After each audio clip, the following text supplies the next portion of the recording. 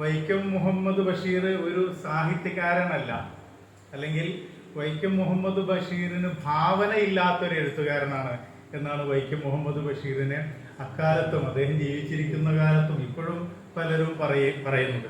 ഭാവനയില്ലാത്ത അതിനെ നമ്മളുടെ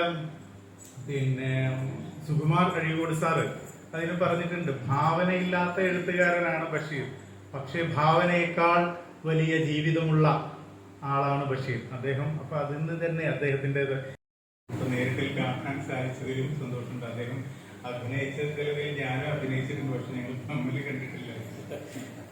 അപ്പൊ ആ ഒരു സന്തോഷം കൂടി രേഖപ്പെടുത്തുന്നു. ഇവിടെ സൂചിപ്പിച്ചു ബഷീർ, വൈക്കം മുഹമ്മദ് ബഷീർ, അദ്ദേഹത്തിന്റെ മരണത്തിന്റെ പതിറ്റാണ്ടുകൾ കഴിഞ്ഞിട്ടും, അല്ലെങ്കിൽ 3 പതിറ്റാണ്ട് കഴിഞ്ഞിട്ടും ഇങ്ങനെ സ്മരിക്കപ്പെട്ടുകൊണ്ടിരിക്കുകയാണ്. പല വേദികളിലായിട്ട്, പല രൂപത്തിലുള്ള വേദികളിലായിട്ട് സ്മരിക്കപ്പെട്ടുകൊണ്ടിരിക്കുന്ന ഒരു മഹാ എഴുത്തുകാരൻ. ബഷീർ വീണ്ടും വീണ്ടും ഓർമ്മിക്കപ്പെടുന്നത് വീണ്ടും വീണ്ടും ഇങ്ങനെ ഇത്തരം സദസ്സുകളിൽ കുഞ്ഞുകുട്ടികൾ മുതൽ കഥകളുടെ മാത്രം പ്രത്യേകതയല്ല, അദ്ദേഹം എന്ന മനുഷ്യന്റെ കൂടി പ്രത്യേകതയാണെന്നാണ് ഞാൻ മനസ്സിലാക്കുന്നത്. വൈക്കം മുഹമ്മദ് ബഷീറിന്റെ കഥകൾ നമ്മളൊക്കെ അദ്ദേഹത്തിന്റെ കഥകൾ സീരിയസ് എന്നൊക്കെ പറയാൻ പാടുണ്ടോ എന്ന് എനിക്കറിയില്ല.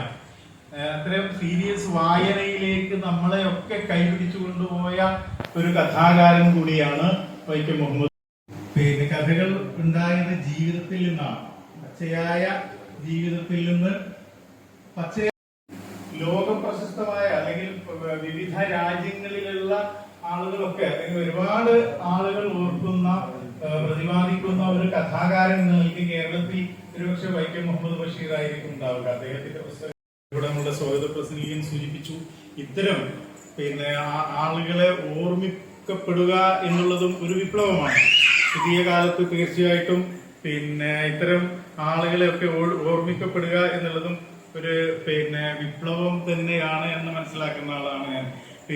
അതുപോലെ തന്നെ ബഷീറിന്റെ കഥകളുടെ പ്രത്യേകത, ഇവിടെ ബഷീറിന്റെ കഥകളെ കുറിച്ചും ഒക്കെ നിങ്ങൾ പറയാൻ പോകുന്നുള്ളത് നിങ്ങൾക്കറിയാം. ബഷീറിന്റെ കഥകൾ, ഓരോരോ കഥകളും വ്യത്യസ്തമായ കഥകളാണ്. ഇപ്പൊ കേസരി ബാലകൃഷ്ണപിള്ള അദ്ദേഹത്തെ പറഞ്ഞു വെച്ചാൽ ബഷീറിനെ വിഴുങ്ങിയ തിമിംഗലം ഒരു വലിയ തിമിംഗലമാണെന്ന് പറയാം. ബഷീറിന് പ്രത്യേകമായ ഒരു കോളം അല്ലെങ്കിൽ പ്രത്യേകമായ ഒരു ചട്ടക്കൂട് അങ്ങനെയൊന്നും പറയാൻ പറ്റില്ല ബഷീറിന്റെ എഴുത്തിൽ. ഓരോ എഴുത്തും മറ്റൊരു എഴുത്തിന്റെ തിരുത്തലോ അല്ലെങ്കിൽ മറ്റ് എഴുത്തിൽ നിന്നും തികച്ചും വ്യത്യസ്തമായ വേറൊരു സംഭവം ഒക്കെ, അല്ലെങ്കിൽ ആഖ്യാനം കൊണ്ടാണെങ്കിലും കഥയുടെ കഥാപാത്രങ്ങളെ കൊണ്ടാണെങ്കിലും ഒക്കെ വ്യത്യസ്തങ്ങളായിട്ടുള്ള ഇതായിരുന്നു. അതുകൊണ്ട് തന്നെ ബഷീറിന്റെ കിട്ടേണ്ട അത്രയും ആദരം കിട്ടിയിരുന്നു എന്ന് നമ്മൾ പലപ്പോഴും ചർച്ച ചെയ്യുന്നൊരു വിഷയമാണല്ലോ അത്. ബഷീറിന് കിട്ടേണ്ട അത്രയും ആദരം കിട്ടിയിരുന്നു. കുറെ കാര്യങ്ങളൊക്കെ ഉണ്ടെങ്കിൽ കൂടി ഏറ്റവും ഉയർന്നു നിൽക്കുന്ന ഒന്നും അദ്ദേഹത്തിന് കിട്ടിയിട്ടില്ല.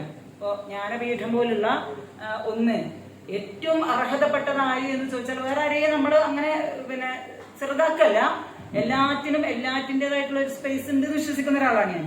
എത്ര ചെറുത് വലുത് എന്നൊന്നും അതിലില്ല.